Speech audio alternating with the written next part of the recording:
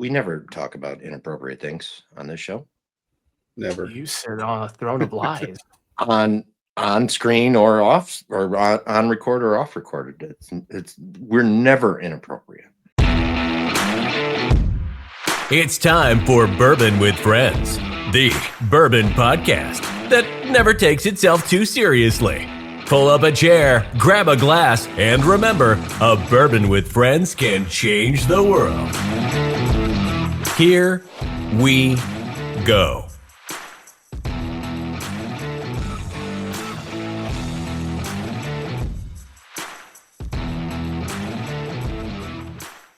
Hey, everybody. Welcome to Bourbon with Friends. Myself, Jerm and Joe. We're here to talk about whiskeys from around the world and how a bourbon with friends can change the world. How are you guys doing? How was your weekend? Yeah, that's all I got. Good. Yeah, weekend was good. I spent a lot of it sitting in front of an editor, getting ready for the show.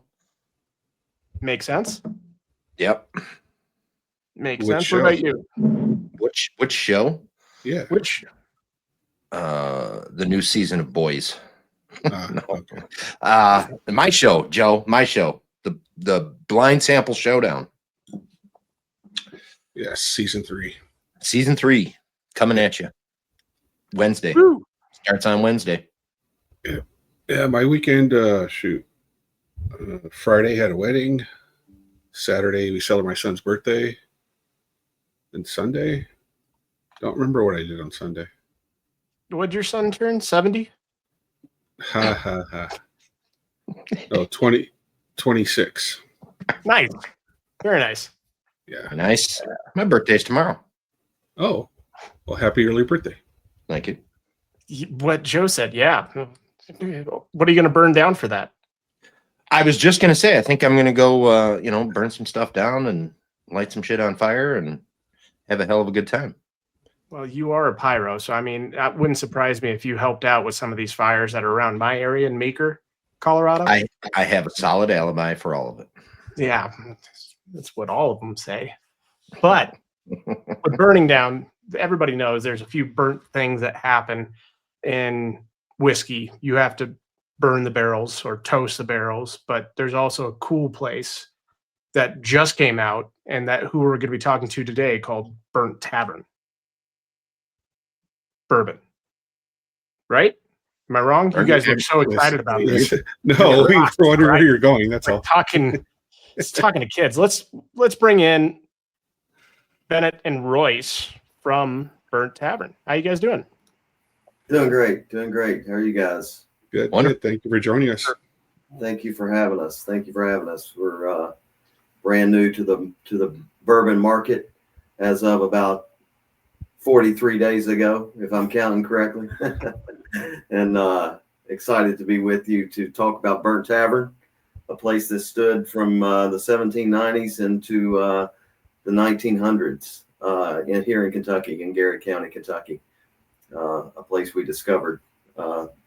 Purchased a farm and learned all of this history, and we're excited to share that with you and how we connected our liquid to this story and brought a bourbon to life in honor of Burnt Tavern.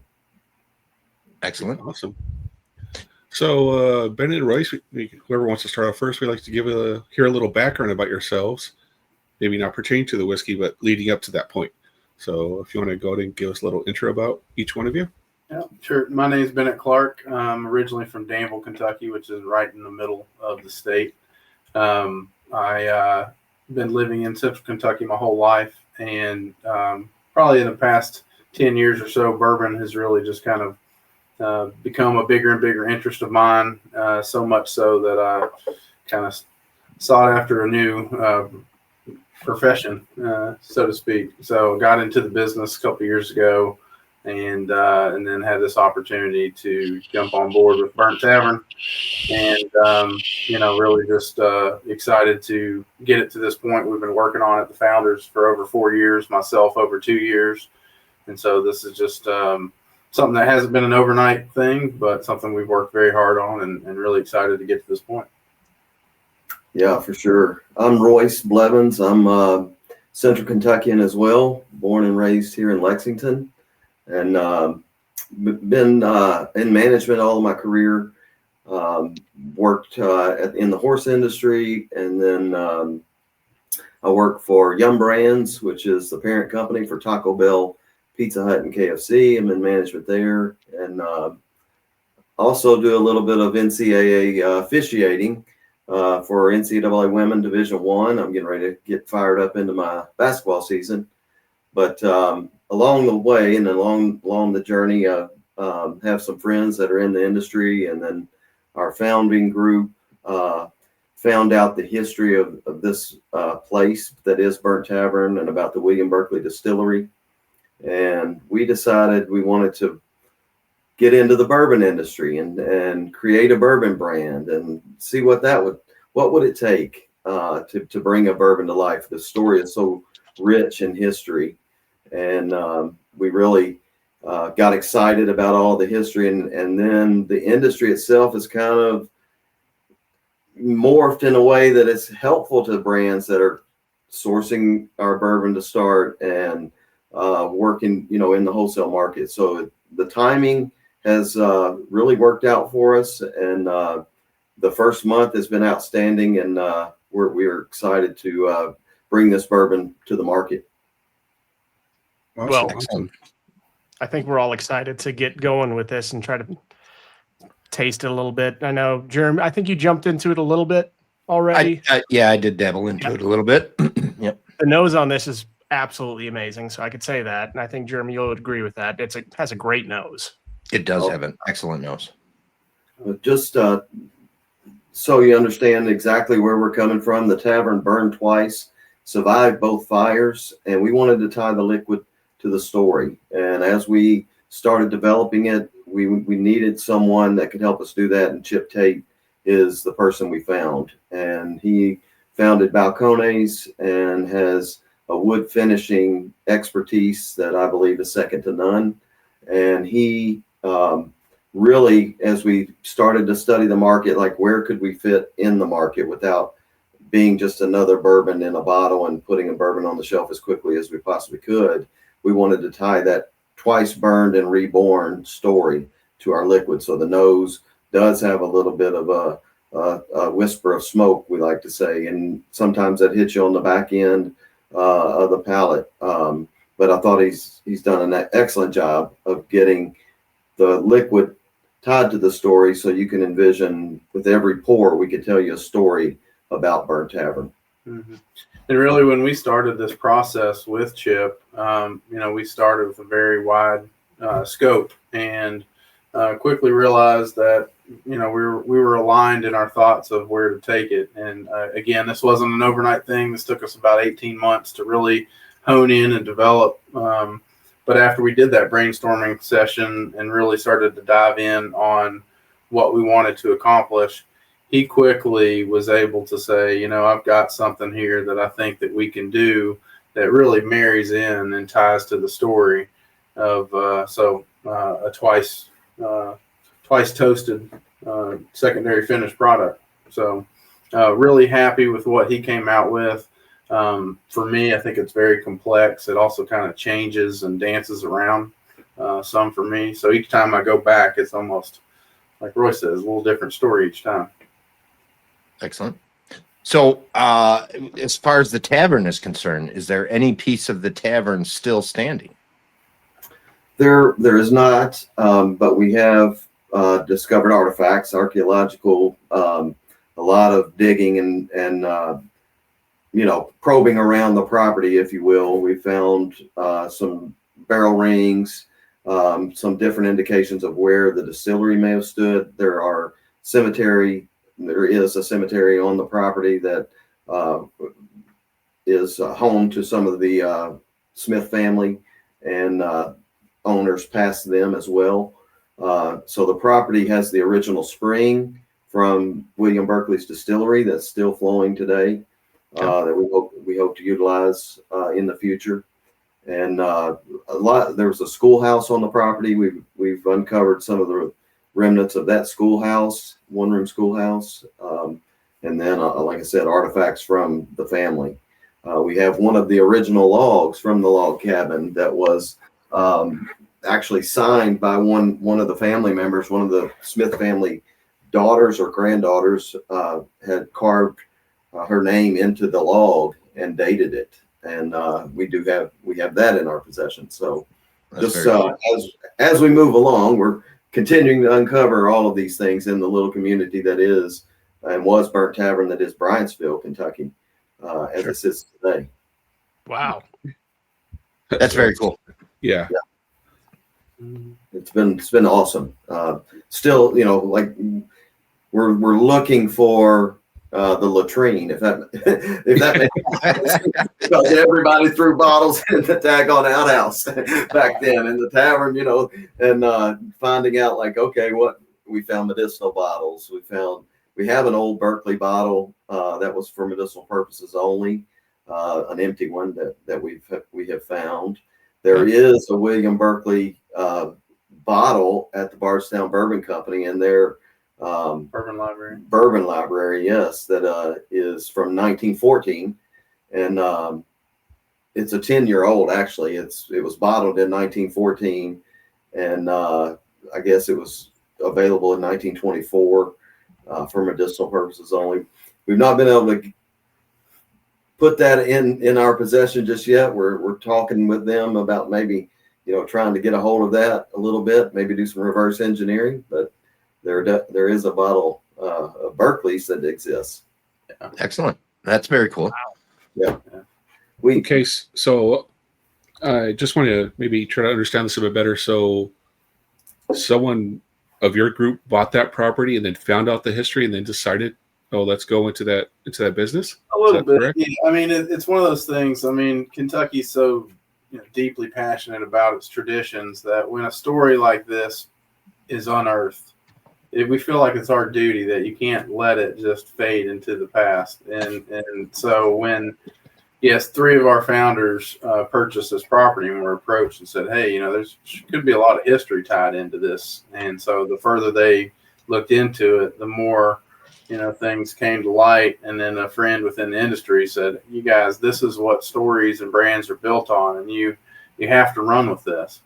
So really for us, I mean, the story goes back even further. It was in 1779, the Smith family came into Kentucky, what was Kentucky, the wilderness, for the first time. And back then, the Commonwealth of Virginia would issue a land warrant up to 1,000 acres if you established a cabin or built a settlement.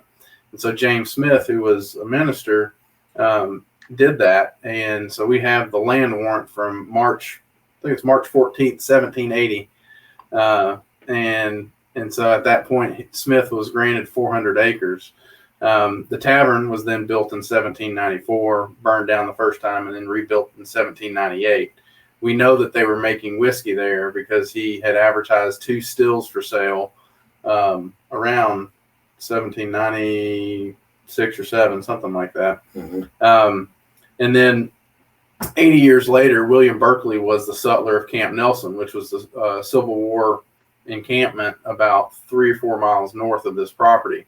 He knew about the Happening Roadhouse, bought it, and built his distillery there and another site maybe 10 minutes down the road.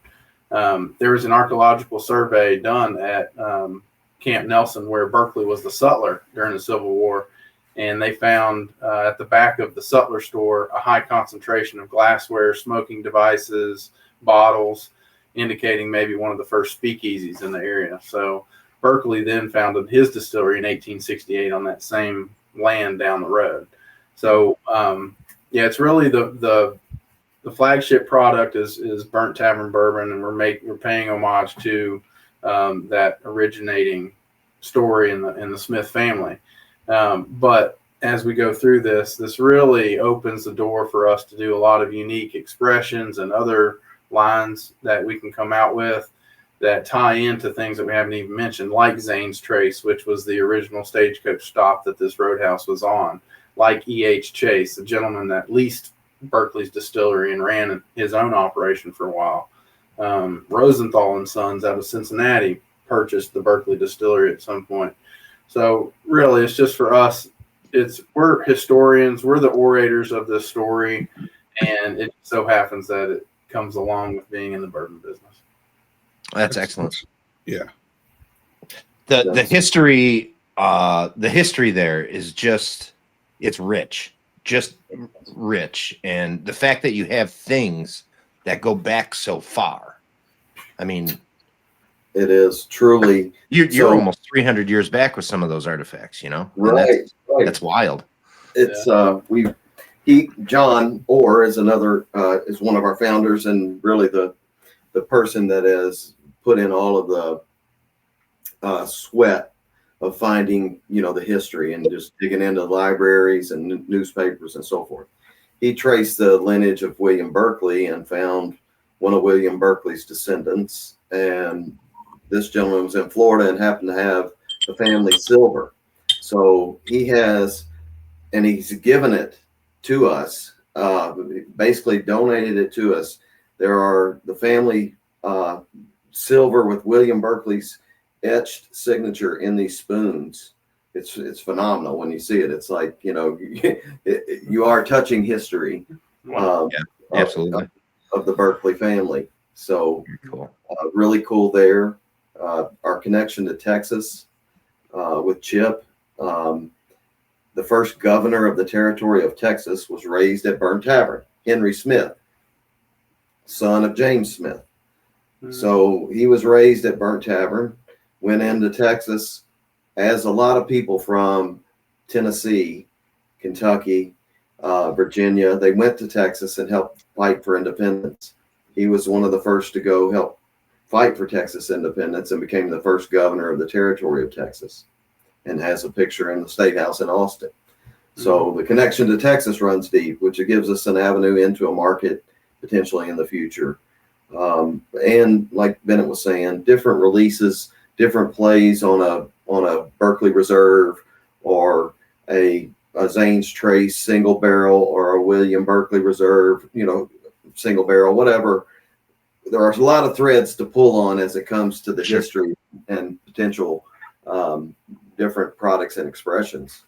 Excellent. Okay. Well, talking about products and expressions, why don't we talk a little bit about this, what we're drinking right now? If you can, go over the mash bill, where it was distilled. Because do you guys have your own distillery or no? Not yet. We'll build, you know, in the next couple of years. We obviously do want to build a craft distillery, but I think the wise thing to do right now is to take your time, get the aspects of the business built that really can stand behind the product, and worry about the on-site stuff here in the next few years.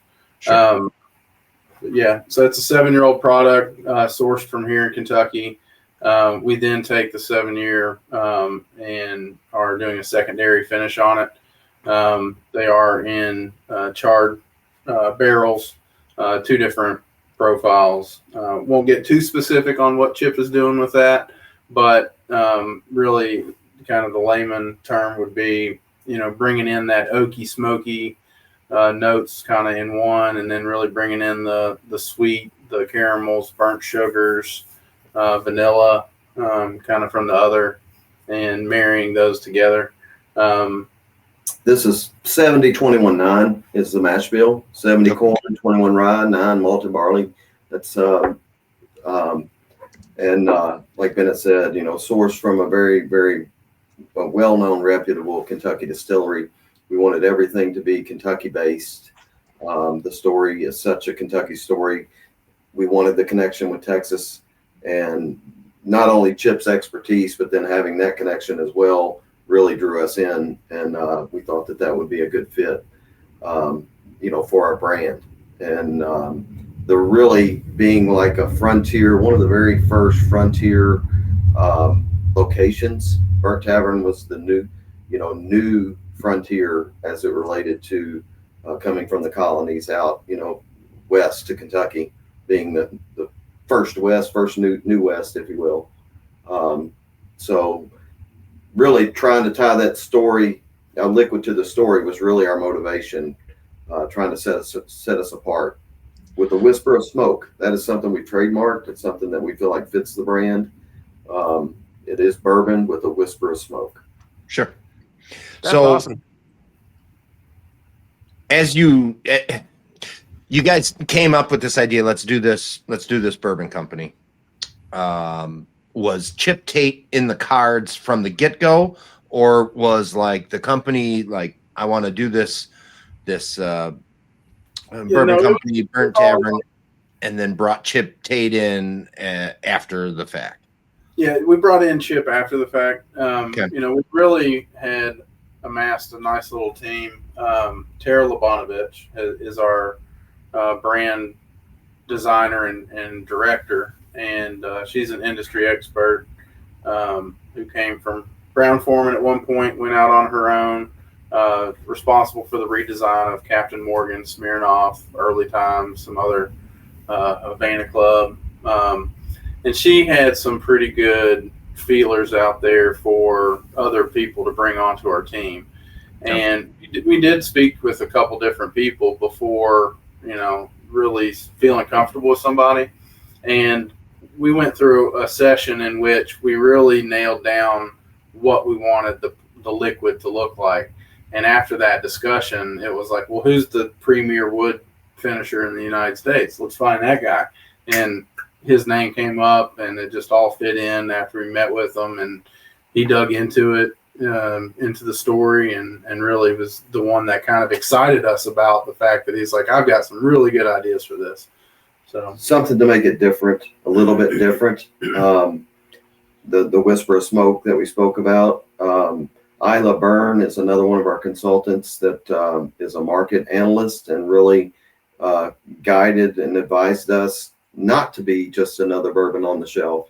Do something that will set you apart. The 105 proof, the 7-year-old Whisper of Smoke, those things are differentiators for us that we feel like makes us sets us apart from just another bourbon brand.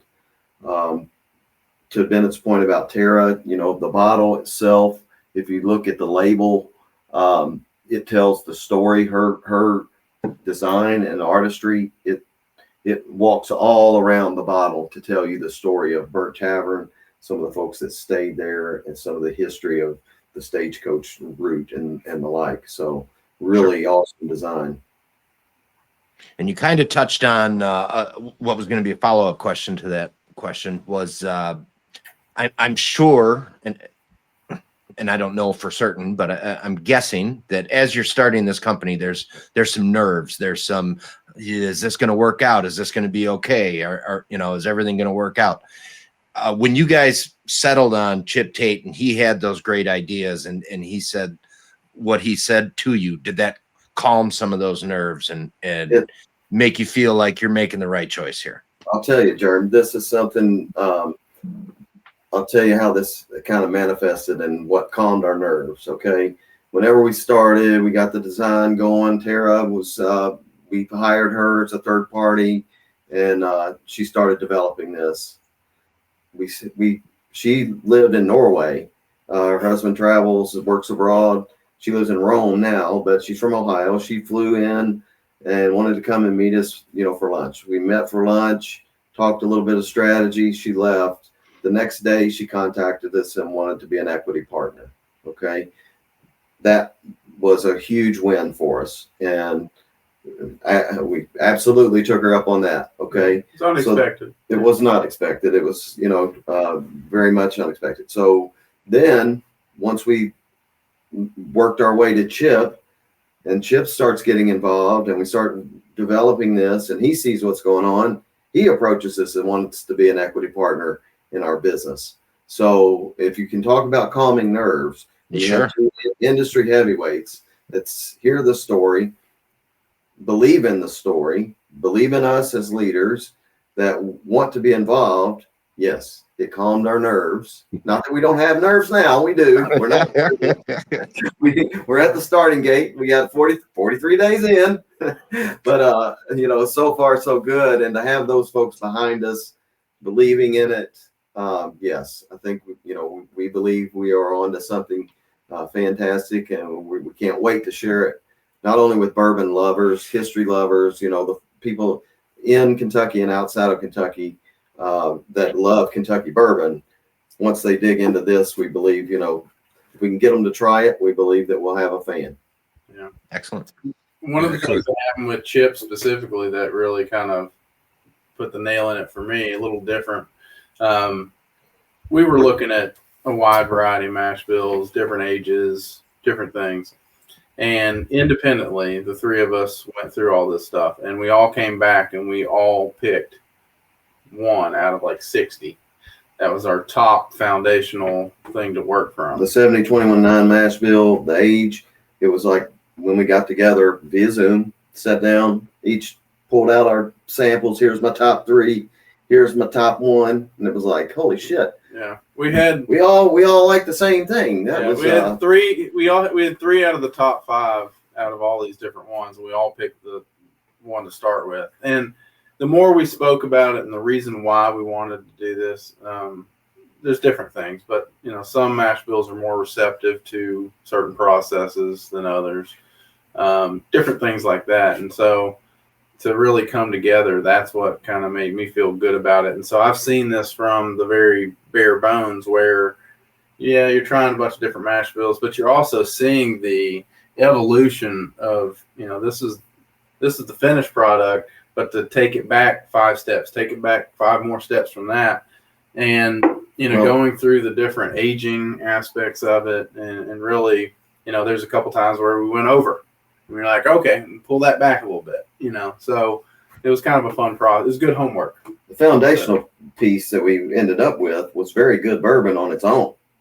It was like, this is good bourbon. And then now, Chip's put his fingerprints on it. And I think it's an excellent product. I'm biased, of course. And you guys, I'd love to hear what you think of how it finishes, and the nose hit some notes that you like, but how does it taste to you? Well, for me, I definitely love the proof. Usually with a lot of new brands, you're getting 80 to maybe 90 proof because they're scared to give something to the consumer that's high proof because they're just scared of it, But for me, I'm happy that it's at a higher proof. I could taste more of the spice. I could taste a lot of the barrel. The nose, like you said, is amazing. I mean, to be honest, the only thing that's lacking for me is the finish. I would like a little bit longer of a finish. Something that's gonna, after that sip, I want it to be able to still taste something maybe about another minute after that, where this one seems to gradually go away a little bit quicker than my personal preference. But other than that, You just got to drink more of it, Joe. That's all. You just got to. I'm already on it, right? I'm already done. We had one fellow review it, and he timed his finish. He was like, the finish lasted for him 2 minutes and 13 seconds or something like that. I was like, okay, you're getting down in the nitty gritty here. If you're putting a stopwatch on it, on how it's finishing for you, to me, it depends on when I drink it. Sometimes when I have a taste neat, in the evening, it might last a little longer. Tonight, I'm like you, Joe. I'm sitting here sipping on it. Yeah, it's going down a little bit quick, a little quicker, a little smoother. It is very whiskey in general is very temperamental, so to speak. I mean, depending on what you ate, what time of the day it is, how you're feeling, what you were talking about earlier. I mean, there's all kinds of things that affect how that hits you today. Mm-hmm. And it may hit you at 9 a.m. It may hit you slightly different or greatly different than it does at 5 p.m. That's a good point. On the same day. So for me, this nose is absolutely gorgeous. There is some very prominent burnt orange peel. There's some very prominent coconut. There is definitely that whisper of smoke in there. And it's not smoke like when you smell smoke like a burnt fire, but it's charred wood, old charred wood. Maybe it was the wood was burnt yesterday and you're smelling it today. That's the kind of whisper of smoke that's in it, and it's very inviting. Yeah, I appreciate that. We did not want to get into a peaty, overbearing smoke, anything like that. It's just the hint and the whisper. And I think that goes to Chip's expertise. He's a mezcal tequila. Mm-hmm. He is American single malt considered the godfather of the American single malt in a lot of circles, because that's, was his expertise. And then they just got ratified as a category here, over the last year. But he really was messing around with that, 10 years ago, and getting that going. I think Balcones now, that's all they're producing. They've shut down all of their Texas whiskey stuff, and they shut down other stuff too. They just shut everything down now. But yeah, well, Diageo, I guess, had decided to just shut them down or whatnot. Yeah. So that, this is the question that I like to ask people. And since you brought this up, I probably wasn't going to ask this one. As a brand, you've put your heart and soul into this brand. And let's say 4 years from now, somebody comes along, big company comes along and offers you a very nice sum of money for the company. Where do you sit with that? Is that like an ultimate goal, or is that like no, this is my passion project and I want to keep this. This is mine. This is it's a dilemma that our founders discuss frequently, or not as frequently now, because we're knee deep and passionate about driving this business and being successful. But it is something that we're very aware could happen, because if we do things the right way, obviously it may be attractive to folks. Our goal is to build back the Burnt Tavern on the spot where Burnt Tavern existed, to create a craft distillery that Chip Tate will help us build on a small scale. It's not going to be a contract, huge distilling operation that you see failing on, the weekly around here in Kentucky. There are several that have sunk a lot of money into things, and they're closing the doors or getting in, put into receivership. So it is not our number one goal, Jerm, to just like, okay, we're going to build this brand and hope that somebody comes along and offers us this. No, our goal is to do it the right way, to build this site.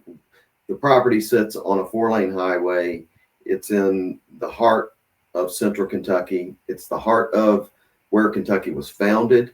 And we believe that if we can put the right pieces in place, it'll be a great destination, a revenue generator. It will build a healthy, thriving business that will take this brand national outside of Kentucky within, about 3 years is what we're hoping. That's our goal, is 2 to 3 years to really like hit other markets. We want to build it here in Kentucky, have a little DTC business as well, where folks can get their hands on it, through the internet. But if you want it retail or in a bar or restaurant, it's going to be in Kentucky for some time until we can build our fan base. DTC would be a wonderful thing, and I would love to lead the charge on getting DTC to be a normalized thing, because it's becoming more prevalent. It is slowly getting there to be a little bit more prevalent. Certain places obviously still are nope, can't do it. Certain states are nope, can't do it. All kinds of that kind of stuff. But I think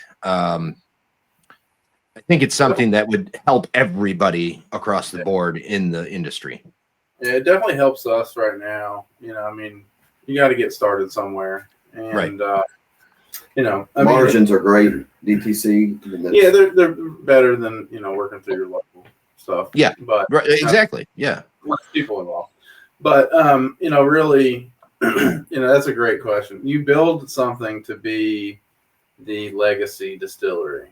You build it for the founders. You build it for the founders' family. You build it for all the people that are knee deep in it, blood, sweat, and tears. And then, if somebody comes along, I think you'd be foolish not to listen. But the origination of this is very much to bring back the past and keep it. But again, you're always open to see what happens.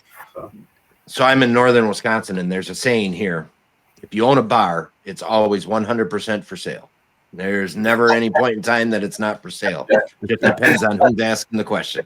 And how much they're offering. Right. I like to hear that about we have these goals and this is our plan, and it's more of a long-term plan than it is a let's build fast, let's get recognition. Let's, and dump it per se. We're really trying to learn from the others around us. I mean, there's some people that are there's been a lot of negative press. There should be a lot more press about all the good things that are happening. This past month in Kentucky has been a celebration of festivals, a blowout. Bourbon is not going anywhere. No. Anywhere. And It made it through the vodka craze of the 80s and 90s. I think we're going to be all right. Right. So, and especially from For a sure. Kentuckian standpoint, tourism is really becoming a big thing here. And so for us to have that historical tie to a place that was a location that people could come, stay, and then go on their way later, for us to recreate that, and for you, Joe, maybe the Napification of the Bourbon Trail, so that stay and play option is definitely something that we would look into down the road. Again, right now, very much brand focused marketing, getting that flagship and getting the recognition out there, soon to be followed by the on-premise, the tourism, and just, again, learning from those who came before us. It's very helpful industry. You can talk to a load of people and they're going to give you pretty good advice, what to avoid, what could you go back and change if you had to do it over again 15 years ago, 10 years ago.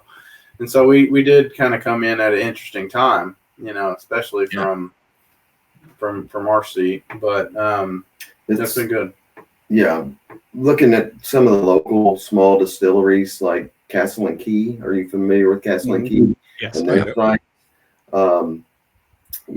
They took the old E.H. Taylor distillery and recreated it, and have you been there? Have you visited? It's a gorgeous, Yes, it is. small campus. It's gorgeous. Yeah. Very popular place along the trail. But doing something on that kind of scale, Bluegrass Distillers is another one in Midway, Kentucky. Those guys, Ben Franzini, Sam Rock, been great advisors, and just people we can talk to and bounce things off of as we got started. They've built a beautiful campus out in Midway on I believe it's called Elkwood Farm. 60 some odd acres. Yeah, and they have a small distillery that they just opened their own. One of their regrets, they told us, was that we didn't source out of the gate. We were so proud of wanting it to be our product that we released a 2 or 3 year old whiskey just to get something on the market, and they regretted that, but they've rebounded, and they have great expressions and different, their brand is growing. They've done a great job. So just trying to find those folks. The industry's been fantastic, as you guys may know. I mean, people want to help you. People want to lend advice where they can. No one has put out a stop sign and it's like, no, we don't want to talk to you. Everyone's been very open. So really navigating it that way, and the team that we've put together with Tara, Chip, Isla, and so on has been fantastic. We've done it the right way. I will say that. It's excellent. Well, based So- off of everything that, sorry, go ahead, Joe. No, go ahead. Go. I was just going to say, based off of everything that you guys have said so far, it's almost rebuilding a history that's been burnt into a new beginning. Yes, twice burned and reborn. Right. As one of our taglines, it is something that has definitely occurred. The place that would not succumb to fire. Fire did not put Burnt Tavern down. Progress and roads and our commerce put it down. But we've just rediscovered that history, and we're going to bring that back and bring it back where it's a respite for people to stop and have a drink. Yeah. We've got a couple of sayings that we've been tossing around already. There's when life leaves you in embers, bottle it. Let's see. Yeah. All that's left are embers and whispers of smoke. Mm-hmm. It's so it's been fun. fun time that history into our bourbon. So I know you guys are only 43 days into actually being in, out in the market. You guys have to already start thinking about your next project. I would assume, correct? Absolutely. Anything like a rye coming out, or maybe a different type of bourbon, different mash bill? Well, when we talk about this on our team calls with Chip, he puts the brakes on real quick. Like, whoa, we got this expression. This is what we're working on. This is what we're doing. But we're always picking his brain to try to. So yes, to answer your question, we are trying to decide exactly which route we'll go with our next expression, and how I think single barrels will be easy to do once with maybe a cask strength single barrel coming out in a small quantity. A rye, to your point, the 4 grain that Bennett mentioned because of E.H. Chase and the history, maybe something down that path. It's I was just gonna say, I think the method, now that I really understand exactly what he's been doing, this product lends itself to some nice spin-offs. Yes. There's some real flexibility in this that I think that we can play with. One of the pieces of advice that I took from somebody very early on was start with 1, don't put out 2. You're directly competing with yourself. Somebody comes up there and says, so you're trying to sell me this bottle, but this bottle also. So if this one's $10 more, is this one $10 better than that one? So you're already setting up that competition within yourself. But yeah, get it going. But this very much so lends itself to some nice evolutionary paths. Yeah, I could see like a different type of finish on this one. I could see that there's some room for a finish of maybe some sort of wine cask or something that would be interesting with this. Maybe to bring out a little bit more sweetness. That might actually accentuate the smoke a little bit. I would think. It's like a Cabernet. Nice Cabernet finish on this would actually be really good, just based off of everything that's going on. You're getting those dark cherry notes off of the Cabernet, and then you mix into it with that little bit of smoke. So yeah, out there for all our wine country folks. I like that idea. yeah, and it's I like that idea, Joe. That's nice. I mean, that's the one thing with that's one of the things I have. One of the qualms I have with a lot of Kentucky bourbons is they don't really do a lot of finishing on their stuff. They're very traditional in their we're going to stay right here in these lanes. And what's the only one that really does it is Peerless and Rabbit Hole finishing. Maybe does it. 1792 does some finishing, not but cognac rum, just like basic. Different ones. I mean, Bardstown to do it. I mean, there's all the different Basil Hayden finishes. Bardstown does play a lot. Yeah. There are people out there playing, and some of the stuff that sticks. There's a local, another new one, RD1 here. Yeah. Oh yeah, they're doing some really good stuff. Bobby's great. They're Amburana, Brazilian Amburana. That one's tasty. It's almost like a dessert bourbon. Pretty good. Cinnamon Toast Crunch. Cinnamon Toast Crunch. That's what everybody says. My joke is always you can put the bourbon in the Amburana barrel, go make a sandwich, come back and take it out because it's ready.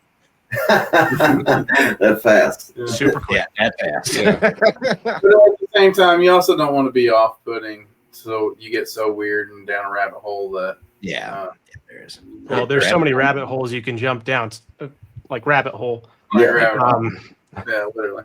Now we wanted to be traditional in several factors. So the secondary finishing aspect that we're doing it in the traditional method.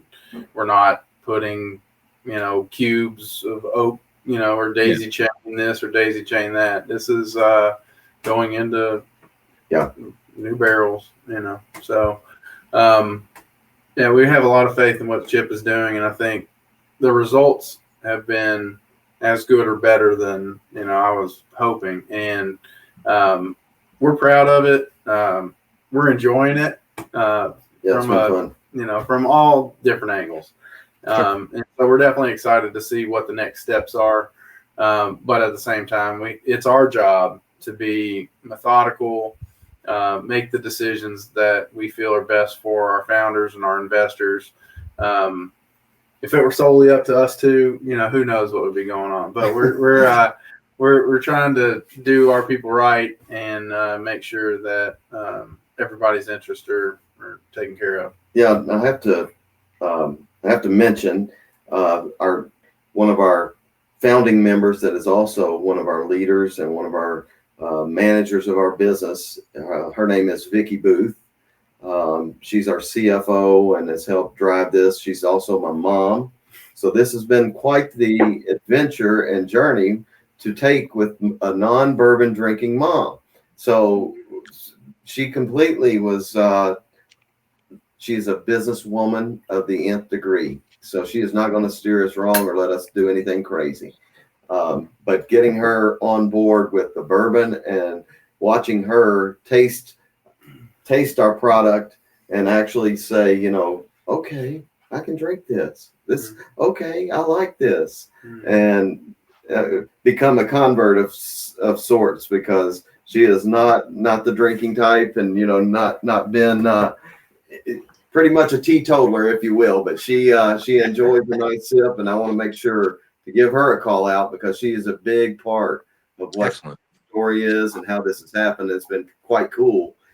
Bennett being involved with my mom and I, and the triumvirate that is the three of us, but he navigates it very well, and if you've ever worked with family, you know how that can be, but we get along great, and my mom's been fantastic, and I'd be remiss if I didn't give her credit tonight.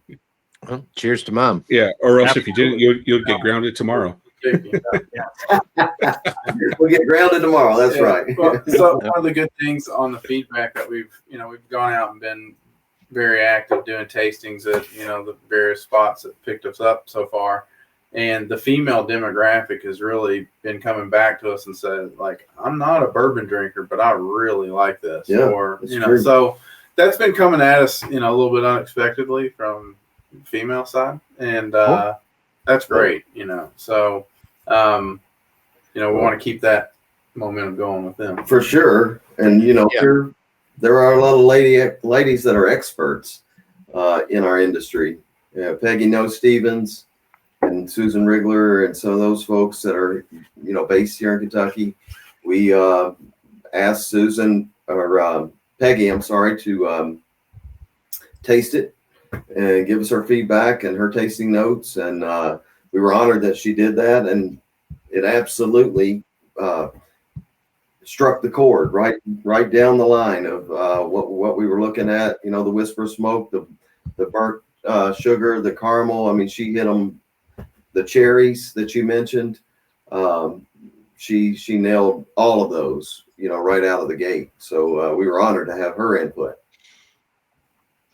Well, guys, I think there's one question we all like to ask at the very end of this podcast. It's, I believe, each one of our favorite questions, because it ties back into the history of you, actually, personally, both of you.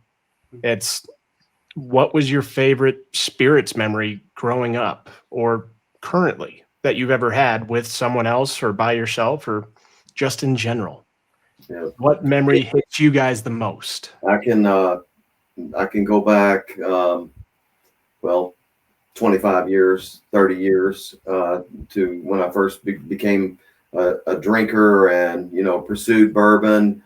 One of my first experiences was after a race at Keeneland, the Maker's Mark Mile, and winning that race as a bettor, and then having a pour of Maker's Mark on the rocks that night with a cigar to celebrate a small win at the tote.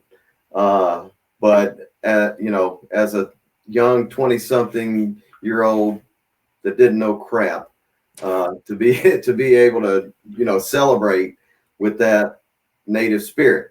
And I look back at it now, it's like, I thought that was cool as hell back then. And now to think that I have a product that could be used in the same manner, that someone could have a nice pour to celebrate whatever the occasion is, with a cigar, If it's your daughter's wedding, your graduation, your anniversary, whatever that occasion is, but to be able to put a premium bourbon on the market that somebody can sit and have a pour of on the rocks, neat, and say, hey, cheers, folks. This is the best of Kentucky. This is the best. Excellent. Am I supposed to top that? No, I can't. One moment that stood out, probably right around, it was right before COVID hit. And my wife was working with a gentleman who founded what is now RD1. Before RD1, it was the William Tarr Distillery. And I was given the opportunity to come in as a part of the barrel investment program. And so that, even though that was, 5 years ago, that's what really whet my appetite from the business perspective of it. And seeing how they went through the process of, bringing on investors, a little bit different than how we've done it, and navigating to where they are now. They just recently finished their distillery. So I'm in no way tied to them anymore, but they were the ones that kind of brought on the business aspect of it for me, compared to just being a fan and a bourbon lover. So Excellent. yeah. Well, that's both your guys' stories are very unique about it, right? Helping build a brand to winning a race. Hey, So- you win a race, and then we celebrate it with bourbon around here. That's where I was. I never had it on my bingo card that I would bring a brand to life. I can tell you that. So that's been pretty cool. And like Bennett said, going, to all these events, festivals, tastings, meeting folks. Folks are so engaged and love a new story, a new brand. It's been awesome engaging with the community that is our bourbon world. Some of these events we've worked, they're not the ponies racing, they're the people racing. So we've worked these bike races and I'm working a half marathon where it's the Urban Bourbon Marathon in Louisville Saturday. And Nice. I can't imagine running a half marathon and here you go. No, Yeah, bourbon right afterward. Yeah, no. But yeah, here's I the mean, they're just going to get drunk faster. It's fine. It's better for you. Speaking of events, did you participate or go to Kentucky Bourbon Festival, which was actually fairly recently, and it's a fairly large event. So it hit us right at our launch. okay, So yeah, we I was weren't going to able say it had to be really close to that. Yeah. that point in we time. did some reciprocity, I guess you could say that. That was right. I mean, literally September 1st was our launch. So we had a rep that came back the next week. It's like, I've placed 8 new accounts in Bardstown. I'm like, oh, great. Now we did Bourbon on the Banks in Frankfurt, and we did some other ones. We'll look to do Bourbon and Beyond next year. Okay. But some of these are just so massive for us right now that we don't want to get lost in the weeds. Right. You want to be recognized. Bourbon and Beyond, I'm not sure if you know that one, but it's just massive musical festival. And I went to it as an attendee this year, but maybe next year we'll have a little setup. One piece that I'll mention about that is that our inventory is limited, I'll say. We started with 3,000 bottles. Okay, that was our first release, 3,000 bottles, 500 cases in Kentucky, and like I said, a little bit of DTC. We want to be careful not to get so big so quickly, and then people are wanting to buy some Burnt Tavern and they can't find it, which is not what we want to draw the line very close. We want people to in, but we don't want people to wait a long time to get it. That's a very difficult thing, because it's like I want people to want me. Yeah. And the supply and demand thing, it's really nice to have the supply and demand thing going on in our favor. Sure. But at the same time, you don't want people to get discouraged either. For sure. It's like, how do you become one of these products that these guys here locally, they're lining up at 6 a.m.